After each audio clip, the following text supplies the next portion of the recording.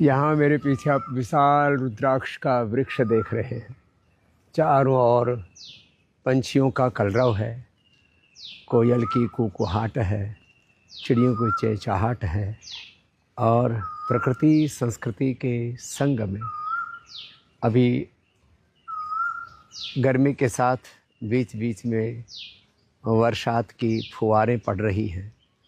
ऐसे में अपने त्रिदोष को कैसे संतुलन रखना, वात रोगों के लिए सबसे ज़बरदस्त बड़ा घरेलू उपाय है, वो है लहसुन खा लो सुबह खाली पेट। कोलेस्ट्रॉल भी ठीक रहेगा, हार्ट भी ठीक रहेगा, इम्यूनिटी भी ठीक रहेगी, गैस कभी बनेगी नहीं, जोड़ों में दर्द नहीं होगा और पूरे शरीर में कोई इन्फ्लेमेशन नहीं होगा।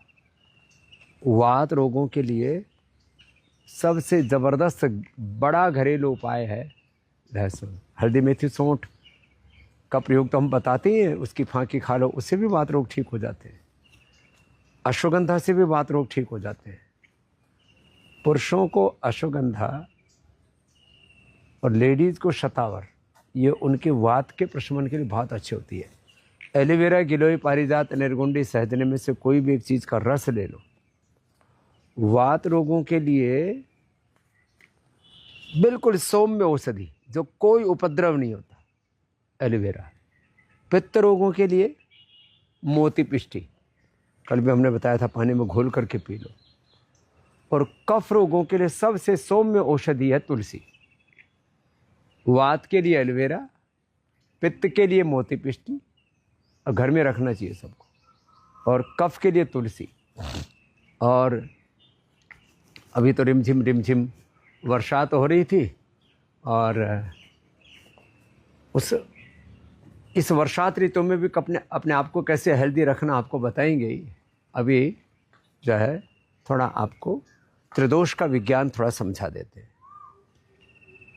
किसी को माता पिता से जेनेटिकली ही वात प्रधान प्रकृति होती है, तो छोटे छोटे बच्चों को भी मैं देखता हूँ आजकल अर्थराइटिस, रोमेटॉइड अर्थराइटिस और बड़ी बड़ी समस्याएं हो रही है। आज तो छोटा बच्चा आया आर्यन, उसको GBS था, फिर बोले शाटिका भी हो गया गुरुजी। तो छोटे छोटे बच्चों को वात और वात प्रधान रोग, पित्त और पित्त प्रधान रोग, छोटे छोटे बच्चों को स्किन प्रॉब्लम, छोटे छोटे बच्चों को जो है अल्सर, अल्सरेटिव कोलाइटिस, छोटे छोटे बच्चों को लो। हाँ, और वात और वातजन्य रोग, पित्त और पित्तजन्य रोग, कफ, सर्दी जुकाम, कफ कोल्ड तो बच्चों को होता ही है। फिर उसके बाद उनके गले में गांठें, फिर किसी को टीबी, फिर किसी को तो कैंसर जैसे रोग बच्चों को होने लगे। जेनेटिक रीजन से रोग होते हैं, हमारे अपना जीवन शैली ठीक न होने से रोग होते हैं।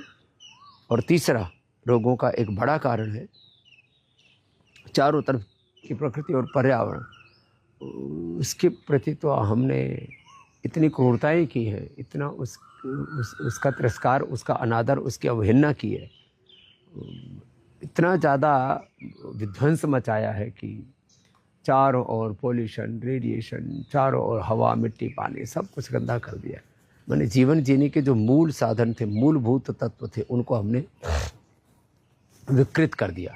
तो इन सब चीज़ों से तो हमें बचना ही पड़ेगा। फिर भी चाहे जेनेटिक कारणों से वात रोग हो, पित्त रोग हो, कफ रोग हो, चाहे हमारी सावधानियों के कारण से, हमारी लाइफस्टाइल के कारण से, या बाहर के परिस्थिति जन्य कारणों से, उसके कारण से जो हमें वात पित्त कफ त्रिदोष हो, माने बाहर का इन्वायरमेंट का कारण हो जाता है, हमारा अपना जो है लाइफस्टाइल, अपनी जीवन शैली, और या जेनेटिक रीजन से किसी भी कारण से वात पित्त कफ त्रिदोष और वात पित्त कफ त्रिदोष जन्य रोग हो, उनके लिए योग तो सब कुछ को बैलेंस में लाता ही है। समत्वम योग उच्यते। आयुर्वेद की भी जो मूल फिलोसफी है, समदोषा समाग्नि स समधातु मरक्रिय प्रसन्न आत्मा इंद्रिय मन संस्थित्य विधीयते, आपको बैलेंस में लेकर के आते।